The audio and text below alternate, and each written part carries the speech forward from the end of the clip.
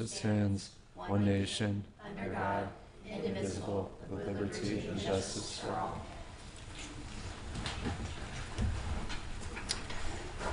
We'll start with the approval of the agenda, or roll call, please.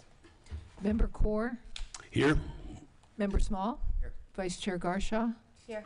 Chair Chase. Here. We have a quorum. All right. Moving on to approval of the agenda. Are there any changes today, Kristen? No, Madam Chair, there is no changes. No? All right. Then we'll have a motion to approve the agenda for this November meeting. All in favor? Aye. Aye. We'll move on to audience comments. If there's anybody here that would like to speak on an item that is not on the agenda today, now would be the time. Otherwise, you will have the opportunity to speak during that action item. Seeing none and knowing we have a light agenda today, we'll move on to the approval of the minutes. Did everybody have a chance to review October's minutes? I would like to say that I know I had to leave the meeting early, but I have watched the recording of the meeting, and so I'm up to speed on what took place in that second half. Any edits or requests for changes? Nope. Can we get a motion to approve the minutes? I'll make a motion. We approve the Board of Adjustment meeting minutes for October 30th. Second. Roll call, please. Member Small, Yes. Member Core, Yes. Vice Chair Garshaw, Yes. Chair Chase. Yes. Motion carries. Great. Would we like to swear those in that will be speaking today, Madam Clerk? Anyone who will be speaking to the board or making a presentation needs to be sworn in. Please stand, raise your right hand. Do you swear or affirm that the information or factual representation that you are about to give or present to the board is truthful? Yes. Thank you. Thanks. So we have one action item today. It's case number 24061, the fire station on Passet Grill Way. This is a continuance from last meeting. I'm not sure, Kristen and Brandon, how we wanted to handle a representation or a quick overview of where things stood and what we're looking to accomplish today. Madam Chair, members of the board, Kristen Coleman, Senior Planner. Just a continuation from November's meeting. During the course of the hearing, we noticed some changes and some setbacks that regarding the secondary and the primary front yard setbacks that would need to be altered due to the design changes. That was noted at the last hearing. So we just wanted to make sure we have the appropriate setback variance requests on the record. And we were able to handle the notice without any. Yep. We were able to notice, post new signs, we re-noticed as required. Okay. If I can add, so the record from your prior hearing, this is a continuance so that all of the testimony that you heard at the prior meeting, hearing is still going to be part of this record before you. Madam Chair, thank you for disclosing that you did have the opportunity to go ahead and take a look at the video. And you do have the applicant and their representatives present. So if you had any questions, you would have that opportunity to ask them. Okay, great. I also can disclose I have no ex parte or other conflict of interest for the case. So perhaps the other members, if you want to make those disclosures. No ex parte. Yes, I did, visit the site again, and I did speak with 2 commissioners. Okay.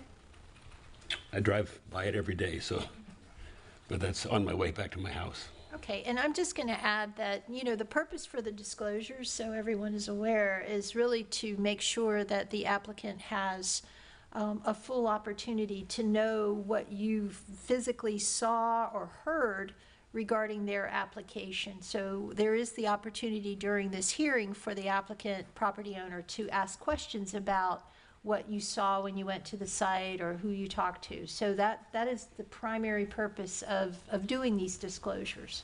Thanks. So did the city have anything that they were looking to present today in addition, or should we just move on to hear the update from the applicant? As part of the agenda package, we did modify slightly the staff findings reports to update the requested setbacks and briefly, but we don't have a new presentation or anything that we. Okay. So if the applicant would like to come forward and provide us an update on that setback and any additional testimony that you wish to make regarding the need for this variance?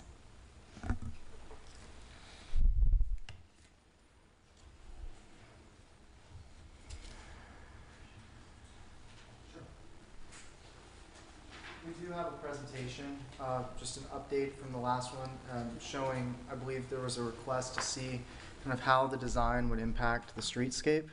So we provided additional exhibits. If you can just state your name and, My name is Cole Mears with Sweets Barkman Architects. thank you. And I'm Dustin Ballard with Kimley Horn Civil Engineering Firm.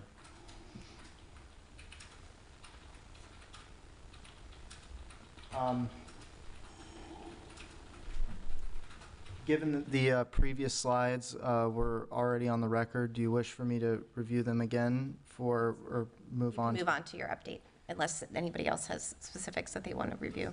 Let's start here at the setbacks one, just because that was one of the changes, just to note there are changes on this one. Kristen, are we able to swap the visual? Can we have the PowerPoint presentation, please? Perfect, thank you. Thank you. So two things that we've added into this one, we've added the actual, I would still call it conceptual. We're not in the full design phase by any means. We're still in the conceptual, but you'll see the floor plan on this printout. Before it was just the outline of the building. But then on the front or the northeast corner where the stairs are and the second story that overhung the stairs, you'll see the update basically in that top right corner or the northeast corner. Sorry, it either goes full screen, or can you just clarify, so the pink is existing, or The pink line, pink? blue line? Okay, just trying to read the legend. Okay, required, building setback. Okay, so the pink reflects what would be required.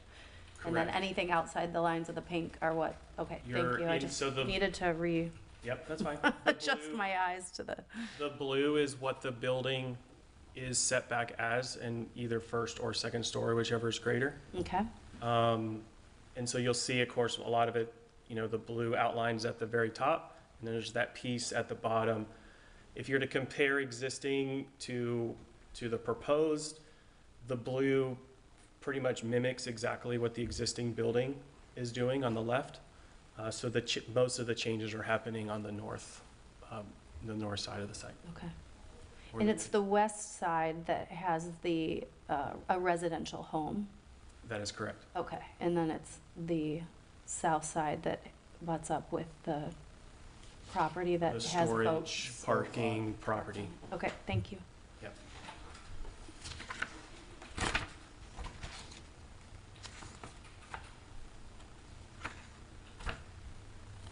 So again, the impervious surface ratio, we updated the northeast corner there. We had to make some slight adjustments to try to find some of the area that was increased there to try to keep it underneath our 8.85% essentially. We were able to move some of the driveways, shrink them up a little bit. We added so these driveways were shrunk by like 6 inches. Instead of having a wider buffer, we could bring them in a little bit, so that gave us some. And then we added a little bit of landscaping up here that we could try to still meet what we originally applied for, or were applying for.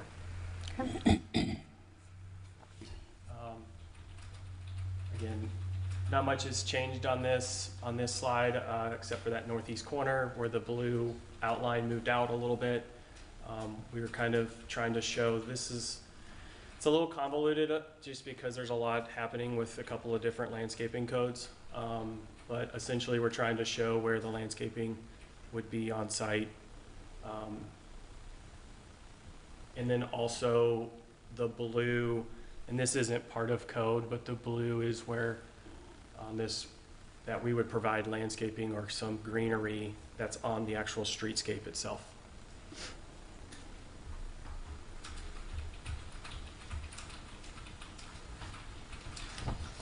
We addressed the building elevations before. These have not changed from the last hearing.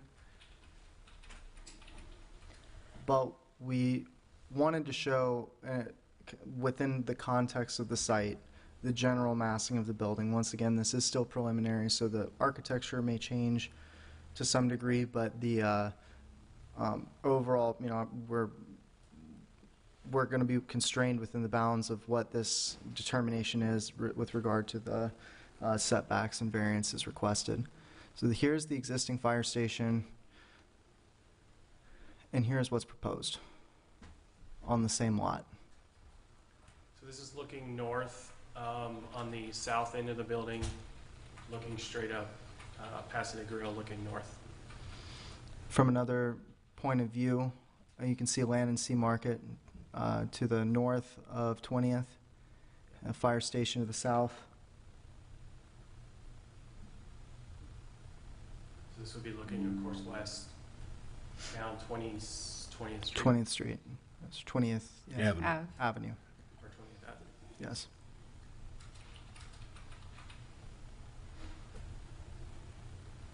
Does anybody have any questions? Do you have one for the back view? Not one for the For back the- view. With the resident? We do not have one for the resident. Have you heard from the resident? We're here. That's us. Okay. We'd love to see that, by the way, if you could provide that. And you will have an opportunity to speak in a little bit. So there will be an opportunity for you to address the board. Thanks. Do we have questions? Questions? Yeah. Do you know how much this is going to cost? Not at this time. We have not gone through a schematic design pricing exercise yet. That would be concluded at the end of this current phase. Well, the reason I'm asking that is because I think last time, one of you said that you got a grant of a couple $1 million or something like that. Does that sound familiar? Yes. Adam Poyer, Acting Assistant City Manager, also the Deputy Fire Chief. We do have a state appropriations of $2 million that we Right. received about a year ago, so for this, dedicated to this project. As far as the other funding, obviously things have changed in the last couple months with the effects of the hurricane, so honestly, that's opened up the possibility of other funding sources that we're researching right now. So I can't commit to exactly what the funding sources are going to be because we're trying to ensure that we're being good stewards of taxpayer money and basically going down every avenue we can to secure funding for this building without it coming out of the But general. you'll secure the funding before you start building. Oh, yes, yeah. I say that because of the situation with the baseball team. No, I mean, understand, yeah. If the longer you wait, the more expensive it gets, and I'd hate to see this thing get half built and then say, well, we just don't have any more money. Yeah, no, definitely. In fact, we've set an internal deadline of I believe about a week just to evaluate all the different funding sources that we have. So that's something that will be done and over with before we put a shovel in the ground for sure. And I appreciate the question, and it's good information for the city or for the community to know, but in relation to kind of our decision today, I don't think the cost structure. No, I really is. know. The only other question I have about it is the design is, again, on the roof, and this is because we've just been through 2 hurricanes, so I'm a little sensitive about that. You're having the trellis up there for green space on the roof. Is that a good idea if we have high winds? Any of the design that we do will be subject to current building code standards, both the hurricane wind load standards, any applicable FEMA standards, as well as the fact that this is an essential facility means that it's held to a certain degree of higher standards than a standard building with a lower, for lack of a better term, level of risk. So anything that gets put on this building, whether it be the trellis or otherwise, will be durable and be able to withstand hurricane forces. Any further questions for the applicant? Were the concerns addressed, do you feel, based off the conditions that we asked them to come back from last meeting? I mean, I have some questions, but not, I think, for the applicant as much, at least not yet. Okay. I'd like to talk to Brandon about some of the variances, if you're going to speak next, but thank you. Okay.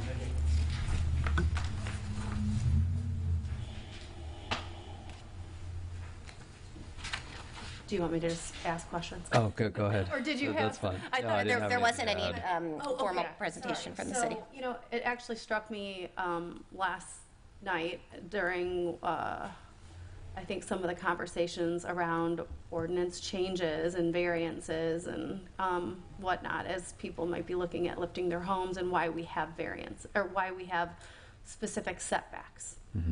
So I do want to ask you, because I found it interesting last night specifically, that was talked about how homes should not be considered to have less than 3-foot setback Right. off their sight line for fire reasons. Mhm.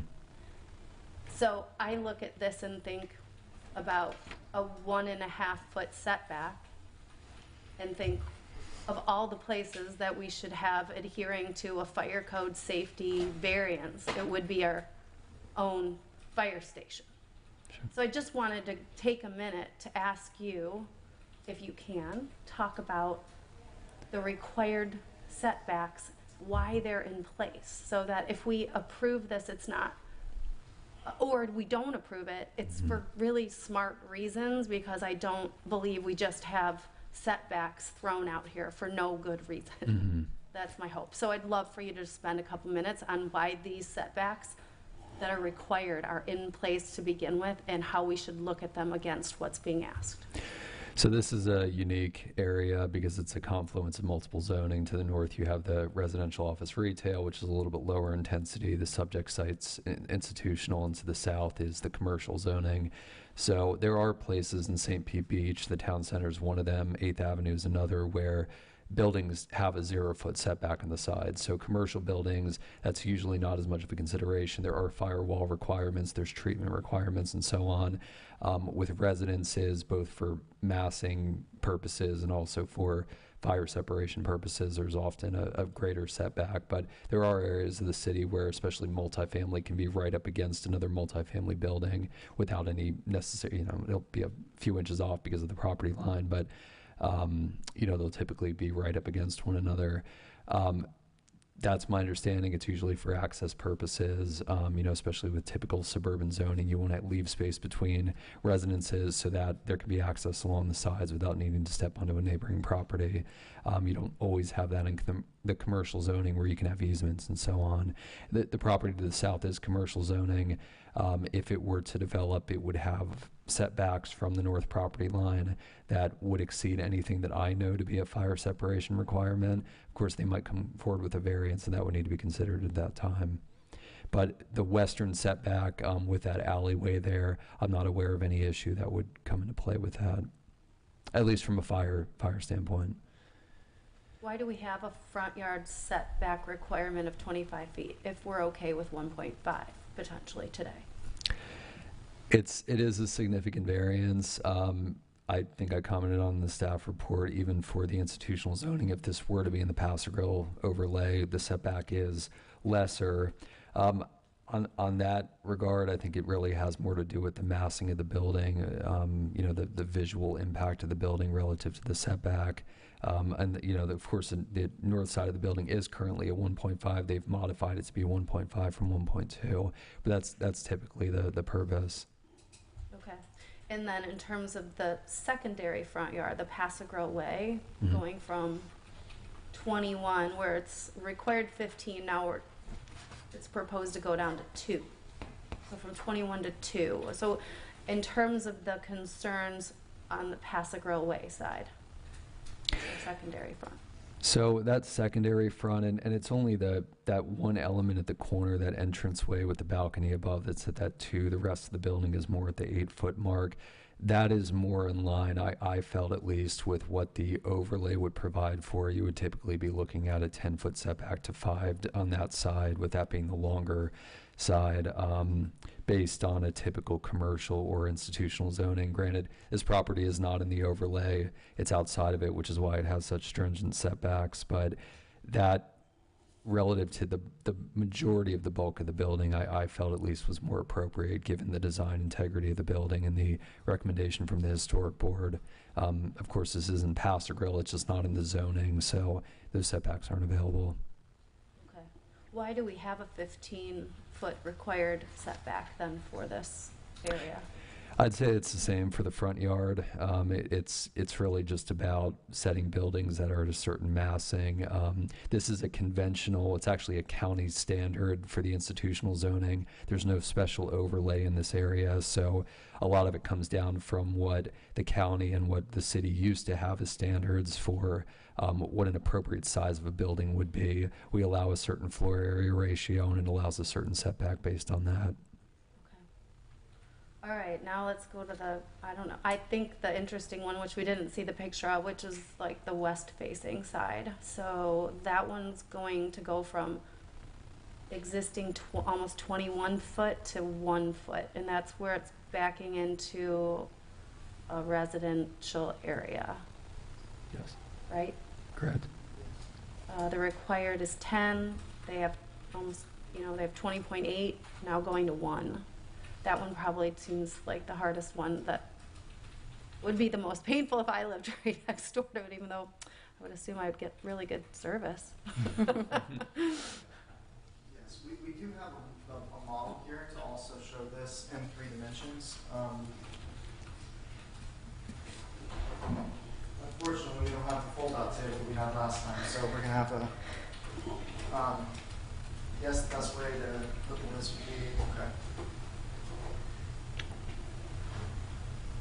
So this is 20th Avenue, Massacre Way, and here's the alleyway. I mean, currently, all of the properties that are on that alleyway are basically at a 0-foot setback anyway, so they're not complying with modern standards for that.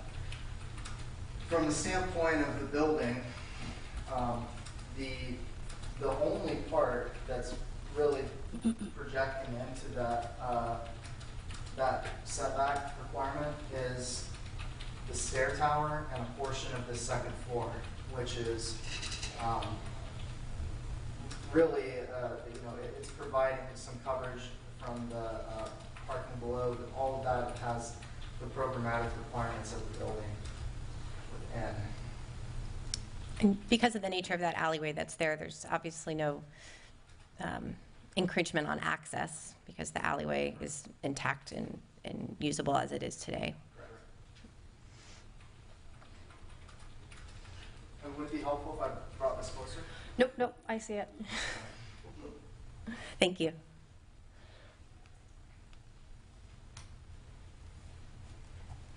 Additional questions for Brandon, or do you feel were your answers sufficient for now? Anybody else have questions for Brandon?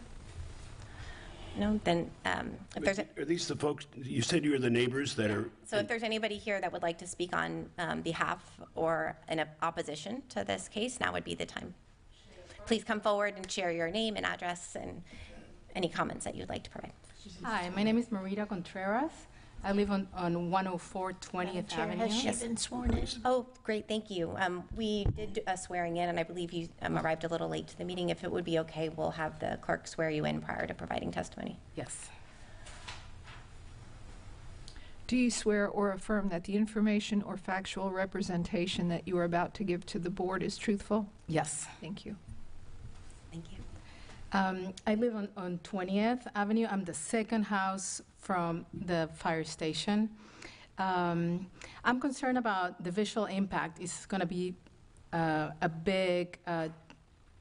huge impact on the street. My house was the first one that was lifted, and we were prohibited to go beyond the setback. Now, after the storms, all the neighbors are speaking about lifting their own homes. And I'm afraid that this is going to set precedents for everybody to go beyond the setback. And I feel that it's very unfair because we couldn't do that in the first place. So that's my main concern. I think it's going to be massive, it's going to be very big, and it's going to create a big impact on the street. Also, this is a personal reason that it would violate my privacy. We lifted our house. That my top floor right now is my lounge area. I'm facing directly to the station at this point. So the privacy that I have now is going to be terminated by this big structure. So those are my 2 big concerns. If you want to take them. Oh, absolutely. We appreciate you sharing. Thank you so much. Thanks. Sorry about that. Sorry, man. Yes.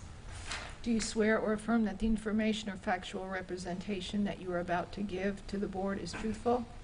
I do. Thank you. I'm Mickey Parsons, her neighbor, 102 20th Avenue, the closest neighbor to the fire and rescue folks. We support the rebuild, and we have always had great relationships with everybody there. It's a little terrifying because we are absolutely, after these 2 hurricanes, looking to lift the house. It's historic. We want to preserve it. Even as it is, if you come sit on our glassed-in front porch, you're often terrified by what comes into your yard. And even the trucks we have now, which are small by some comparisons, I believe, barely make it around the corner. And so pushing that down even further, I'm sure scientifically it's going to work, but I'm expecting that it won't be quite what we're hearing today. So we're concerned about the value of our land, to be quite honest, as well. I mean, we will be overshadowed from 3 angles at that point, and he's going to really want to buy that in the Sunshine State. So, But you said you were supportive of it. well, I'm supportive of them having a new facility they need, right? I think it doesn't need to contain all the rule bending that we're talking about today. Is that fair enough? Thank you. Yeah. Thanks. Is there anyone else that would like to speak on behalf or in opposition to the case? Hearing none, we'll close the public. Yes, please. If you can just share your name and address for the record. I'm Todd Sweet. Do you swear or affirm that the information or factual representation that you are about to give to the board is truthful? It is. Thank you. And I'm the architect also, and I didn't know if we had a chance to just respond to some of the concerns of the community. Please, go ahead. And, I think they're valid concerns, but I think there's some responses to them. For instance, there was a question about the setback, and currently the setback on the north is 1.5, and we're keeping it at 1.5, so we're not going any beyond what is currently there. And in terms of the bulk and the mass, we understand that this is a bigger building, and we did describe why there is a need for a bigger building, and we're within the ISR of what is originally on that site. And I think we're not proposing anything in terms of the size of the building that's not permissible. So I just want to make that clear for the board. Thank you. May I add one more thing to that? With the program requirements of this building and the lot as it is, we simply cannot put a building the same size on that lot that was there before. And really the only option is to build up one way or another. We're not exceeding any of the height requirements of the building, with the exception of the tower for training purposes. The remainder of the building is within the massing standards in terms of height limitations as per the code requirements. And so, yes, the building is encroaching no more than it, on at least a few of the sides, no more than it is existing. And we're just trying to make sure that the fire station has the appropriate spaces they need to perform the necessary duties that they have. And so, with that said, part of that is raising the building in order for them to be able to provide the necessary responses, be able to come back to the fire station in an appropriate amount of time, since we cannot build on grade. So I just wanted to provide some color with that. If I could, I just wanted to comment on the closeness of the building from a fire suppression standpoint. I think that's a valid concern, but what I would point out is I'd make the argument that the current building is actually more unsafe to the neighbors right now as it stands, because it doesn't meet the modern code for fire suppression. It doesn't have a fire alarm in it. Right now we're using the same smoke detectors that you have in your house, which is not to the standard of a current fire station. So the new building itself will have a suppression system in it, so God forbid a fire were to to occur, one, it'll have an alarm that will notify us immediately where it doesn't today, and it'll also have a sprinkler system that will suppress the fire in quick time. So I'd make the strong argument that even though that the staircase is a little bit closer to the resident as opposed to the current building, it's going to be a much safer structure for the neighborhood based on those requirements. So, and I'm happy to answer any additional questions if you have them. All right, we'll now close the public hearing and open up for board discussion. Adjustments, make adjustments to some of these codes for what's good for our community. Facilitating first responders is good for our community.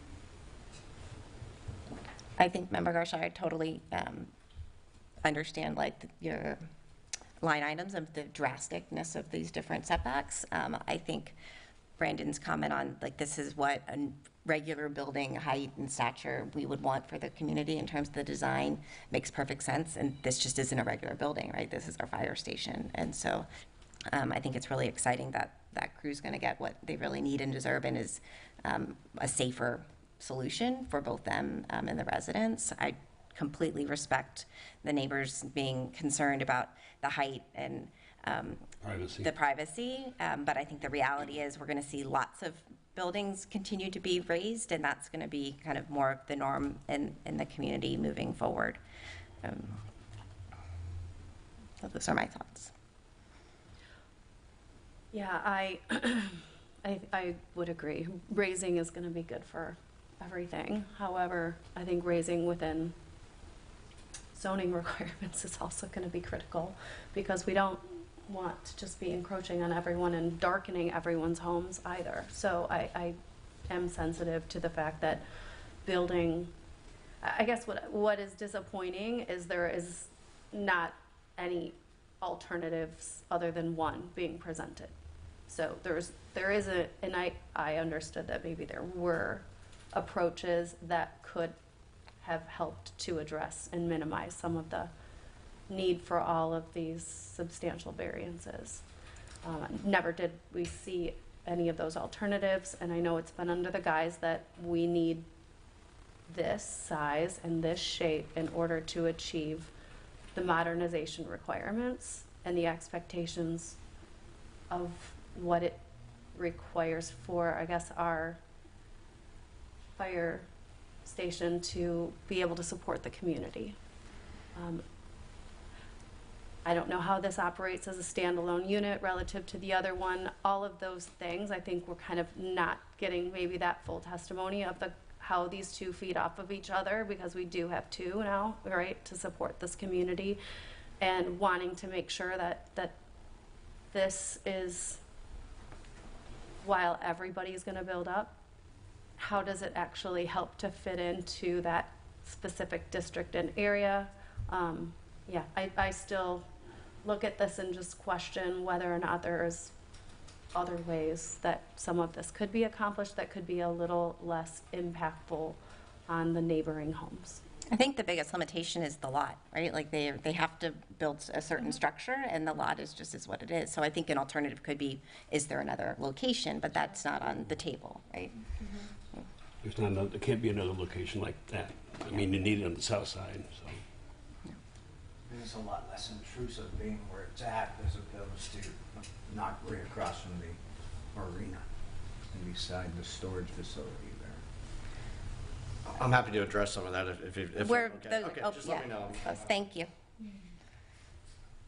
I have nothing more to say on that. It's just, I think they did their research. I think the city's done their due diligence, and Would you like to make a motion? I make a motion that we approve case 24061 as proposed. Can you all restate what the actual, and maybe staff can help, what the variances that you're potentially approving are? Because we did have that little change. We didn't approve anything last time, though. Yeah. So it's everything we're looking at holistically today. Correct. Right. That is Okay. correct, but I don't know that we stated it at this hearing, what all the different variances are. So along with the motion to approve a variance for, and then we go through the list.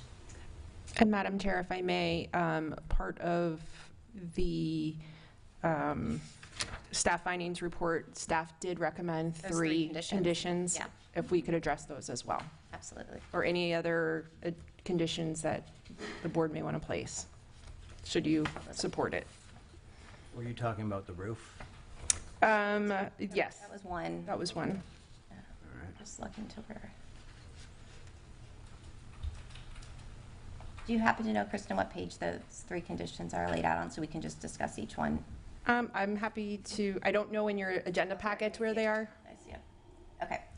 So the green roof, cool roof or additional frontage structure, it seemed like the one concern with that we discussed today was around safety in terms of being, high winds, and I was comfortable with the response there that they're not going to be able to build anything that isn't up to, code. Are we in agreement that that would be a condition we would want to include and support as a part of moving this forward? I think that's up to the city attorney as far as how that needs to be put into verbiage. Well, I think I just wanted to, Member Small, run through each condition as a board to make sure that we were in agreement that they were all valid. Which page are you on? It's page 20. Or, so it says 20 of 71 on the bottom, Okay. and then 12 of 12 on the.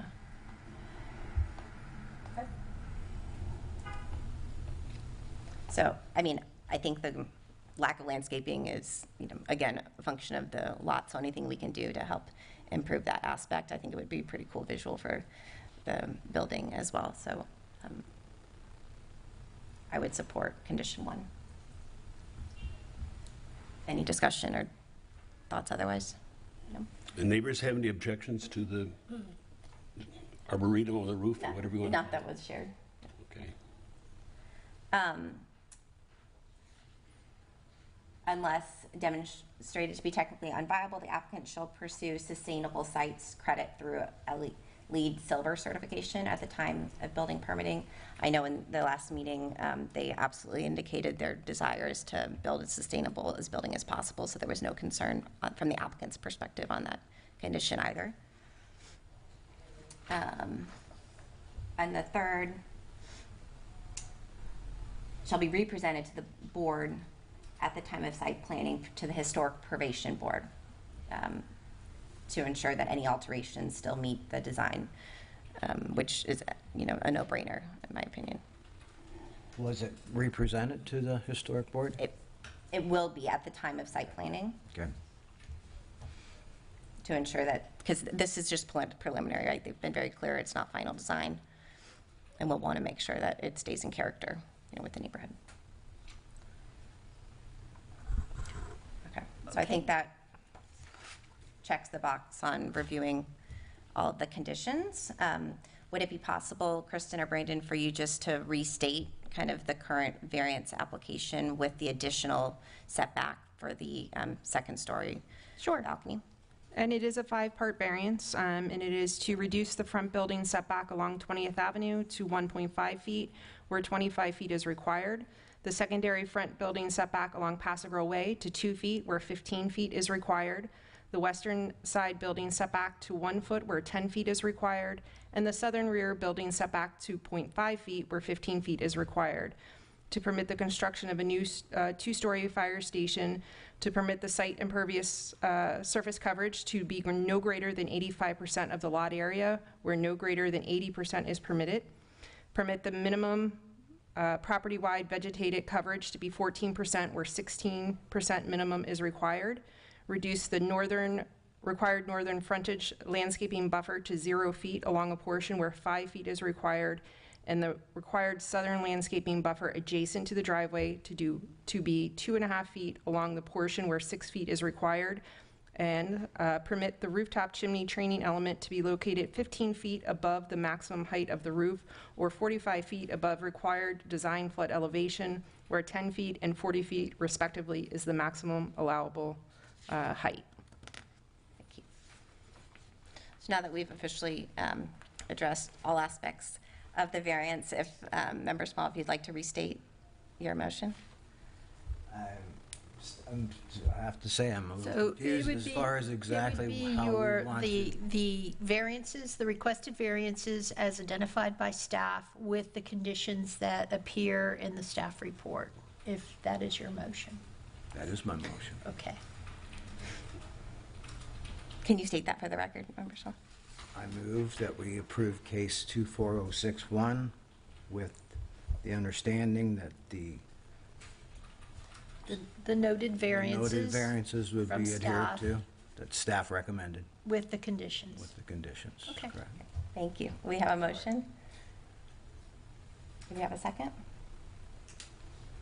I'll second. Roll call, please. Vice Chair Gardshaw, No. Member Small, Yes. Member Core, Yes. Chair Chase. Yes. Motion carries 3-1. Thank you, everybody, for the hard work that's gone into this case, and I appreciate the neighbors bringing their input to the conversation as well. All right, that was the only action item for today. My agenda up here. Are there any items for discussion, Kristen or Nancy? No. No? I didn't know if you wanted to talk about procedure, I'm sorry? the procedures. Well, yes, and you know this is my second meeting with you, and generally, sitting with advisory boards, oftentimes there are some formal procedure, like decorum rules that are applied, with the understanding that in certain circumstances, they could be waived. And I've asked if this board has one, and the answer is no, you don't have one in play. Generally, these meetings are conducted pursuant to Robert's Rules of Order, but Robert's Rules of Order will sometimes conflict with Florida law. So it's kind of a guide, as long as you are comfortable without having rules, that's fine. If you'd like to develop just some kind of a very simple set of procedural rules, it's your discretion. Well, I know we had like procedures workshop that we've been pushed off, for some time. So I think I would certainly be open to any best practices that you might recommend, Nancy or Kristen, based off observation that we could implement, and maybe we could tack that. I don't know, do we have any cases for next month? So we don't currently have any applications that met the completeness deadline for the 18th. We could perhaps do it then. You could push it off. I don't know how long it would take. We've kind of slowed down on the variances for the moment. Yeah. A lot of other boards are ramped up, so staff has been attending to those as well. But that would be at your discretion.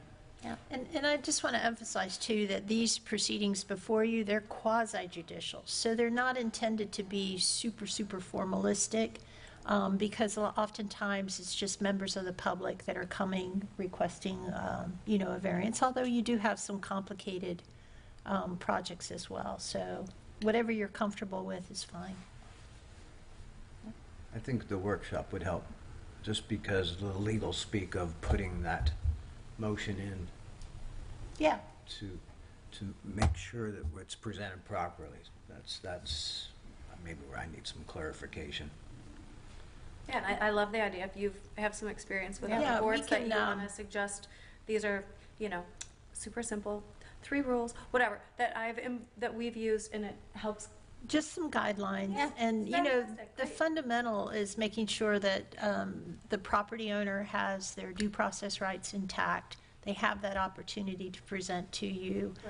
They are, you're affording the public an opportunity as well. But the whole notion of fairness, did you allow somebody 20 minutes to speak and then somebody only 5? That kind of thing. But we also have to build in discretion, because all these cases are not alike.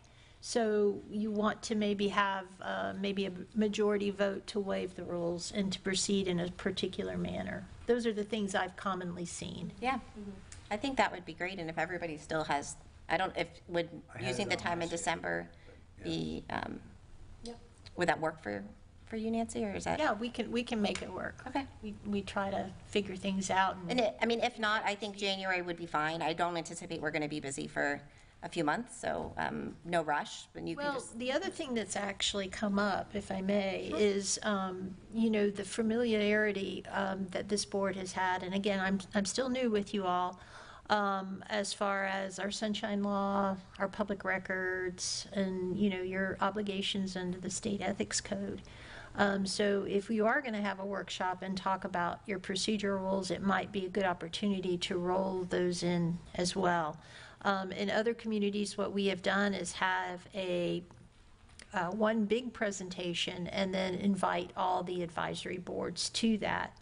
But we could do it just with your board if that's your desire. Yeah, I'm glad you brought that up. We did have a big, community board presentation, but we have a brand-new board for the most part, and so I think that would be really beneficial for particularly our new board members to. So then I would ask maybe January. Yeah. That would give us the month of December to pull together that information, and we would look at perhaps adopting some procedural rules, very simplistic, and then hitting those 3 areas, just the basics. Yep. And of course, if there's ever questions, please reach out to me or one of The our other training that we attorneys. all took, though, I think, Ginny, that you provided was, I don't remember when that was recorded, but I assume whether you attended the all-board one you're talking about, which I did not attend an in-person one, but there was hour and a half, 3 hours worth. Right, that's done annually. Yeah, So so- it needs to be done again. The city attorney was doing that with the clerk every year for all So the January would boards. be perfect timing then anyway, because it would kind of check that box of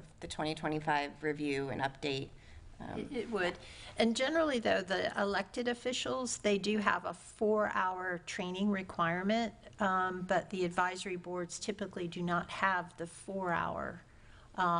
You could have, I will talk with the city manager and see what her thoughts are, as well as our commission. You could have the 4-hour hearing and everybody could come to that, or maybe you guys attend an hour of it, whatever. Do you remember, I remember being here, but I think it was maybe an hour. It wasn't long. It was about an hour, and there was 2 sessions. So if one day wasn't Correct. to try to, you would just Yeah, respond. it was an hour and a half, and we do have it on video, that Okay. we do give it to the new board members to watch. And they let us know they watched it so that we can keep a record of that. Okay. So I think it might be beneficial just brainstorm if there's certain things, like if there's motions, wording, criteria is another thing to make sure, as part of our land development code, it has to meet certain criteria, right? So are we meeting that? Those kind of questions, brainstorm. You can email them to me, you can email them to both of us, just so we make sure we hit on those topics that you're looking for. The other, setting precedents. You hear so many people, well, I'm afraid we're going to set precedents, but that's probably one of the things in the work. Every case stands on its own. Absolutely. Every case does stand on its own, and I did take a couple notes about that. You have criteria, but that's basically your law, your local law, but the facts are different for each case. And so your job is to apply those, the local codes to those facts, and the facts are different. Correct. So we'll all take responsibility to email any specific questions or topics between now and, before the Christmas holiday. Yeah, that's fine. Any other items for discussion, guys? Otherwise, we have a motion to adjourn. I'll make a motion. We adjourn. All in favor? Aye. Aye. So are we here on the 18th?